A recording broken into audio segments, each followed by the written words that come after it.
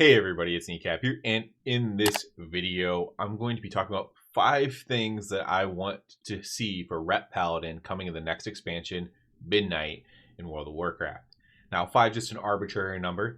I just thought of 5 things. I thought, well, that's a perfect amount for a list. Whatever. If I thought of 10, I would have done 10. So it's completely arbitrary. This is also my opinion. These are not the 5 things that Ret definitely has to have. These are things that I would like to see for Ret heading into the next expansion. I was thinking about this because of all of the Paladin stuff in the trailer and stuff. It's going to be Light versus Void. It is possible that Ret could even get a rework, or Paladin could get a rework in some way, just because it's going to be very focused on the light and stuff.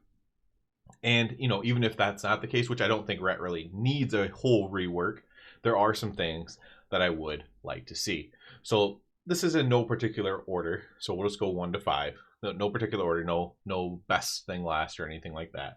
So number 1 thing I'd like to see for Ret is some sort of and I'm going to do quotation marks here so everyone can know, some sort of a raid buff.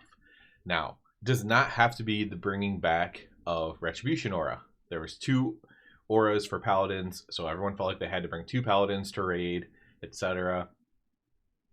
However, I will say, and then I'm going to get into a quick argument against that, especially with this last raid, Mana Forge Omega, that just happened. So they're like, you can't have to force 2 Paladins to come. So we only need one Paladin buff. And so we get rid of Retribution aura, which was supposed to be the Ret buff, even though other Paladins could bring it as well. What I'm talking more about is actually just a buff, like something that's extremely useful that maybe only Ret will have. Now, for a lot of things, it's a class thing, right? It's like a thing that only this class has. The problem with Paladin will always be, first of all, Holy Paladins tend to be good in all content, usually, not always, but just tend to be. So Holy Paladin usually is the de facto. So if you just give Paladin something, you're basically just giving it to Holy Paladin. With the introduction of spell warding to prop Paladins, that has increased their usefulness as well dramatically. And so prop Paladin already has something very useful with that, right? They have the spell warding. Holy has the Aura Mastery. So we already see this within the Paladin tree, that certain specs get something. Ret is notably the only one who doesn't have something. So I don't think it's out of line for Ret Paladin, also one of the most played specs in the game, which should matter, to have something that is only theirs. Now, I've talked about stuff like this before. This video isn't just to talk about this one thing, so we're not going to dwell on it.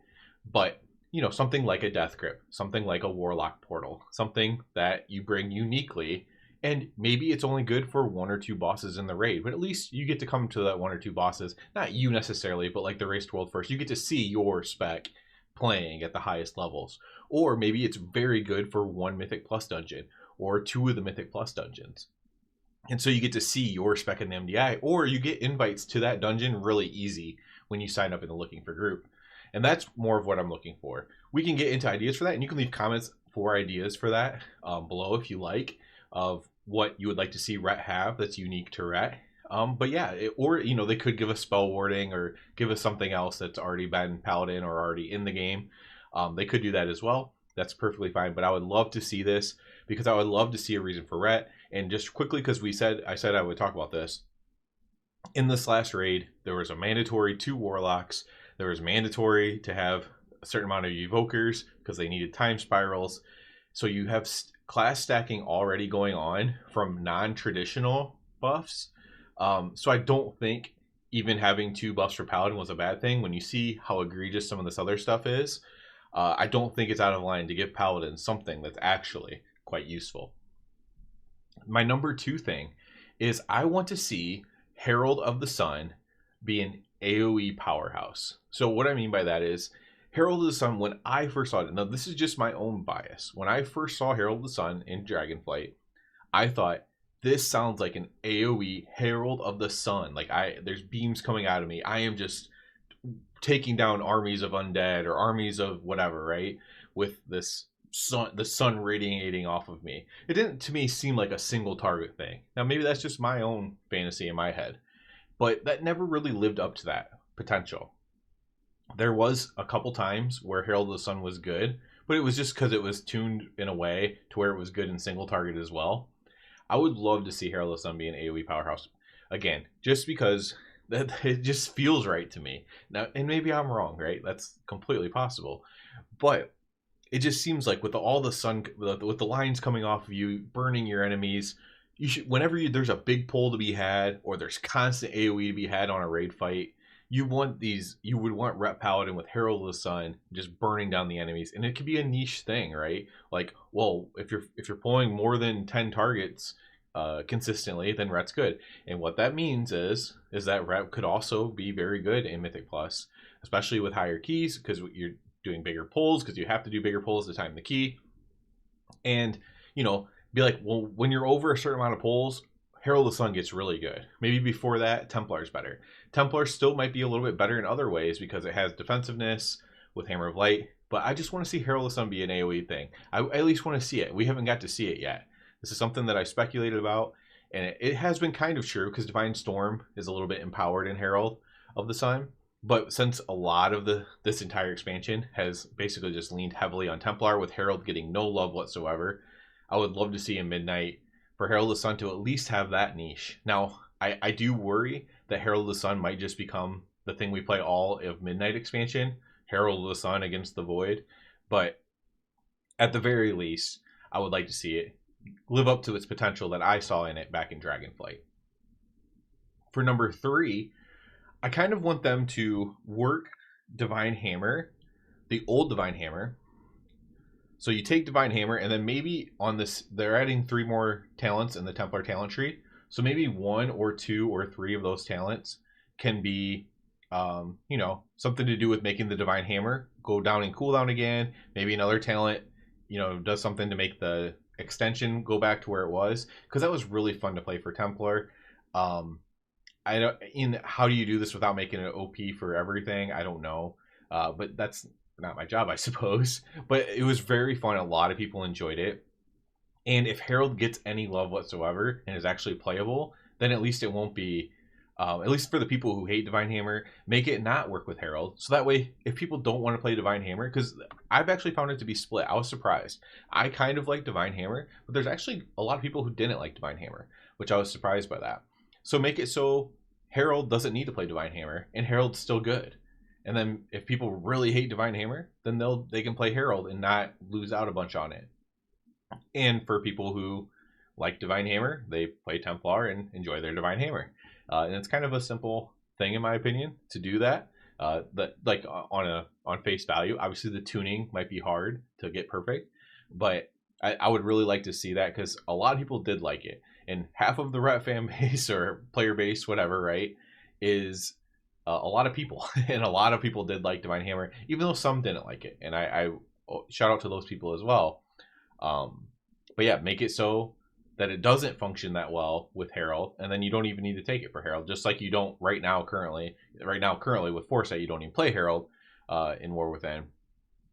But even if you did, you wouldn't really worry about Divine Hammer too much, because it doesn't really work with Herald. All right, number 4.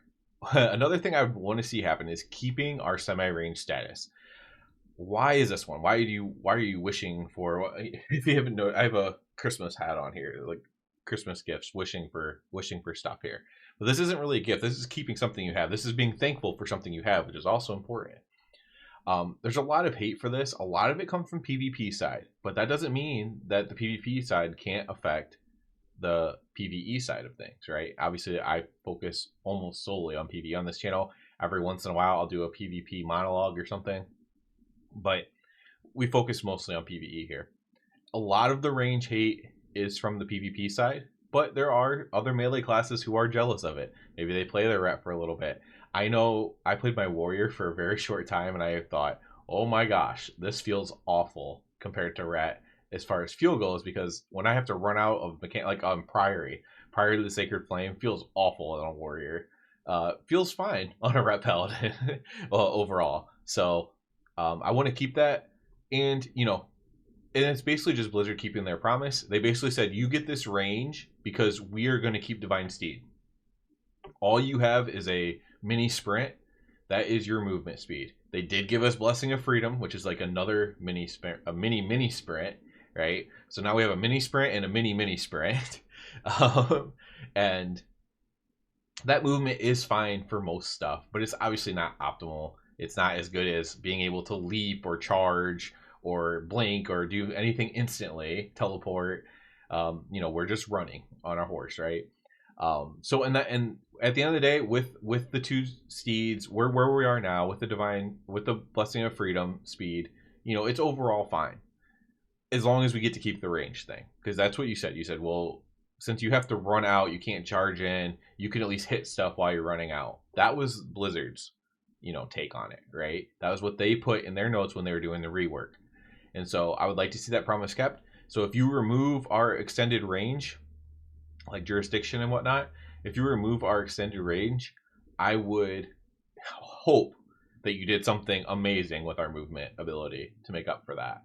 So, just hoping to keep things the same on that regard, or give us an amazing movement ability and take away our range. One of those two things, but hopefully not. The worst thing would be to take away our extended range and then also not do our movement at all. That would be pretty terrible and kind of lying on Blizzard's part. All right, for the fifth thing and final thing for this video, I would just love what I would want for Ret for Midnight. It would be to have a tier where they're meta in some PvE. So whether that is the raid or in Mythic Plus. And by meta, I mean, you want one in your raid. Like everyone's going to try to have a Ret Paladin in their raid because, especially for last boss, but in general, because it's just really important. It does something really good for one of the bosses or the last boss or for multiple bosses. Or there's a handful of AoE bosses and Herald of the Sun's really good for AoE. And so Ret comes in and does it. I would love to see that. Ret hasn't had a real chance to shine since Legion, so it's been a while now. We have Legion Remix coming out, and this was the last time Ret really had a little bit of time to shine there. Obviously, during the rework in Dragonflight, there was like a week or two where we were kind of overpowered, but that quickly got fixed, right? It wasn't a tier to shine. For me personally, I was on Razagath Prog, and I actually didn't even get to log a kill because we were still on we're pulling and hadn't killed the boss yet and extending. So I actually didn't even get to log a kill while Ret was overpowered. And so that felt bad, right? I didn't even get a chance to do anything with it. So I'd love to have an entire tier where they're just meta. Meta doesn't mean that they have to be number one. It means that they have to be, so relevant that you want to have one in your group. And it could be Mythic Plus as well. It could be you want a Ret in your Mythic Plus because they're just shredding. They're your main AoE for this one tier. They're the best AoE, and you want one in your group if you can get one. I would love that for Ret. I think Ret, again, it's one of the most played specs. It's okay for us to be strong every once in a while. It can't be all the time. And some people will disagree with me on that, obviously. If you love Ret Paladin, mostly people watching this video are going to be people who love Ret Paladin. You might be like, well, why can't we just be strong all the time? And why can't we be overpowered all the time? It's because it feels oppressive. When you are the most played spec in the game, if you are also always the most powerful spec, it will feel so oppressive because there's so many of us. You should, just go look in the group finder when you're looking for things, especially for like Mythic Plus, right? Look how many Ret Paladins are already in a group. If you list your own key, look how many Ret Paladins will sign up for your group. There's so many of us, and it can feel. And if you're all powerful, it's gonna feel crazy. It's gonna be like everyone's gonna be mad. Everyone's gonna hate you. Not that they already don't, but it gets out of control. But for one tier, guys, I think it would be okay if we were meta and if we were really cool and it felt really awesome and everyone could look back to that tier and be like, oh wow, that was cool. Just like how kind of we have to look back to Legion now, or again that couple week window during Dragonflight and look back at that and be like, wow, we were so good for that time.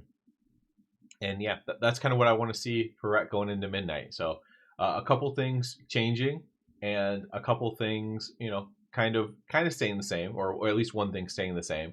And then maybe some positive additives as well. So that's where I'm at on this. Is kind of like my wish list, I guess, for Ret. We will see when the alpha and subsequent beta come out and stuff, which will be soon, which will probably be somewhere around Christmas time, maybe. For the beta, maybe can come out somewhere around there. That'd be kind of cool. That's a Christmas gift too, right? Or maybe even earlier than that, right? It could come out before that. But we will see from there. But that'll be it for this one, guys. As always, I do ask you to please subscribe to the channel because that helps me out more than anything else, just subscribing to the channel. If you're already a subscriber, I encourage you to at least go check out the Patreon. And other than that, everybody, have a good one.